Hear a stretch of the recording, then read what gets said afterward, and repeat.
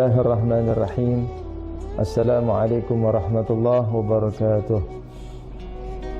Alhamdulillahil karimil mannan, al-qadimil ihsan. Asyhadu an la ilaha illallah wahdahu la syarika lah, wa asyhadu anna sayyidina wa nabiyyana Muhammadan abduhu wa rasuluh sayyidu waladi adnan. Allahumma salli ala sayyidina Muhammad wa alihi wa sahbihi wa sallim ajma'in, amma ba'd. Ikhwani wa akhwat, pemirsa MJA TV yang senantiasa dirahmati oleh Allah Subhanahu wa ta'ala. Ada kalanya hamba Allah ta'ala ini jenuh dengan dosa yang sering dia lakukan, bosan dengan maksiat yang sering dia lakukan. Maka terkadang kita ingin mendekatkan diri kepada Allah Ta'ala, melakukan kebaikan amal soleh tanpa ada gangguan. Terkadang kita mengharap supaya nafsu ini tidak ada, nafsu ini dicabut oleh Allah Ta'ala. Karena amal demi amal kembali lagi kepada maksiat, taat demi taat kembali lagi kepada maksiat. Maka terkadang kita ingin, ya Allah, supaya tidak ada gangguan, tidak ada ujian, cobaan, tetap di jalan Allah dan Rasulnya, tetap di jalan para ulama kita yang saleh, supaya nafsu ini disingkirkan. Sedangkan kita lupa bahwasanya kita adalah manusia, kita bukan malaikat.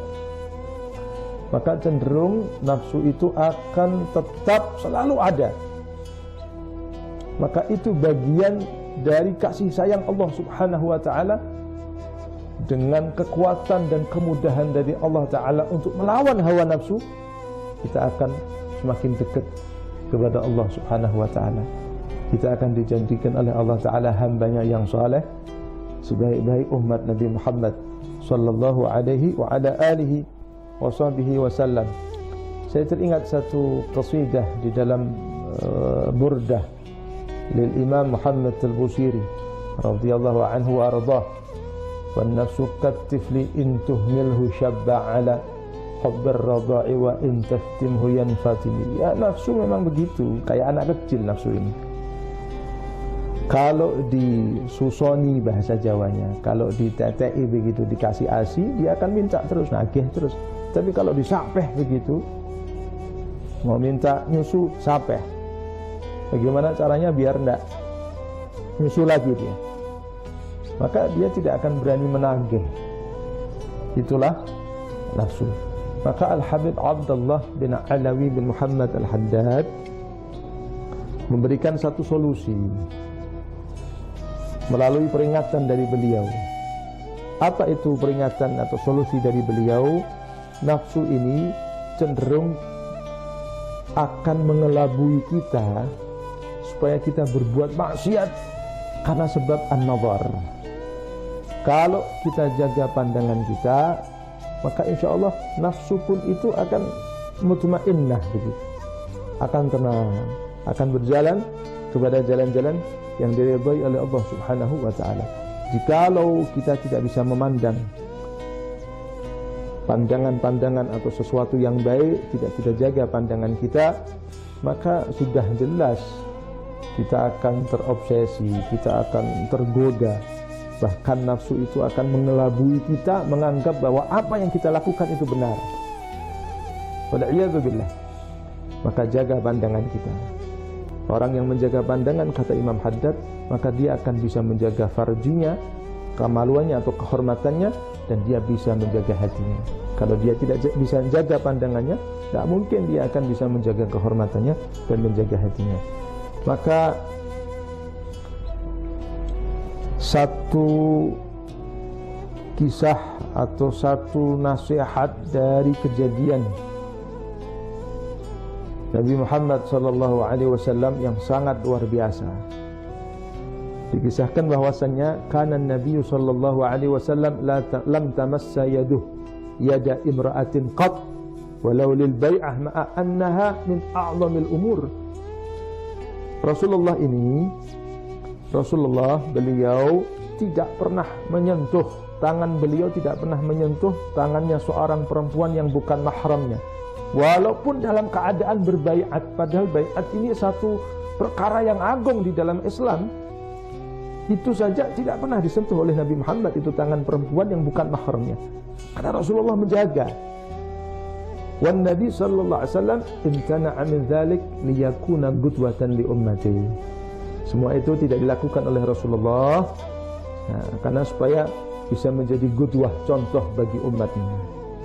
Bahwasanya perkara yang seperti itu adalah perkara yang dilarang oleh Allah, yang menyebabkan seseorang tidak bisa menjaga kehormatannya ataupun hatinya. Maka faqaifa yusafihur rajul imra'ata akhihi mathalan. Maka bagaimana seorang laki-laki yang misal dia bersalaman dengan istri saudaranya, jadi kepada iparnya begitu, ipar perempuannya. Seorang laki-laki yang bersalaman dengan ipar perempuannya yang bukan mahramnya, dan dia menganggap inna qalbi nadhif, tak apa-apa, hati saya bersih. Mosok sama kakak ipar sendiri, adik ipar sendiri, saya tega-teganya syahwat nafsunya. Tak mungkin toh, hati saya bersih, saya tidak akan mungkin ada syahwat dan nafsu. Dia menganggap seperti itu. Dia lupa bahwa perbuatan bersentuhan dengan orang yang bukan mahram ini adalah perbuatan yang haram. Berarti dia menganggap bahwasannya hati Nabi Muhammad tidak bersih. Fahal qalbun Nabi sallallahu alaihi wasallam ghairu nadhif. Rasulullah tidak pernah melakukan bersentuhan dengan seorang wanita, bahkan dalam keadaan baiat sekalipun. Tidak disentuh itu tangan wanita yang bukan mahramnya oleh Nabi Muhammad. Sedangkan ketika kita menyentuh seorang wanita yang bukan mahram, ipar sendiri mungkin, kita menganggap, oh saya tidak ada nafsu kok, hati saya bersih. Apakah hatinya Nabi Muhammad tidak bersih? Sedangkan Nabi Muhammad tidak pernah melakukan itu. Maka kata Al-Habib Abdullah Al-Haddad, jauhi ini nazar bisyahwah. Kita berinteraksi dengan orang yang bukan mahramnya, jaga, jauhi, supaya kita bisa menjaga kehormatan kita, menjaga hati kita kepada Allah Subhanahu wa ta'ala. Terakhir yang ingin kami sampaikan, ada satu kisah yang paling ajib, satu kisah yang luar biasa. Kisah yang terjadi di zaman Nabi Isa alaihi salam. Dikisahkan oleh Syekh Wahab bin Munabbih. Beliau bercerita, Nabi Isa ini satu saat beliau keluar dari rumahnya, Nabi Isa keluar dari rumahnya dan ingin memohon atau meminta hujan. Kemudian kok sulit, tidak ada hujan begitu. Beliau gelisah, keluar masuk begitu, minta hujan.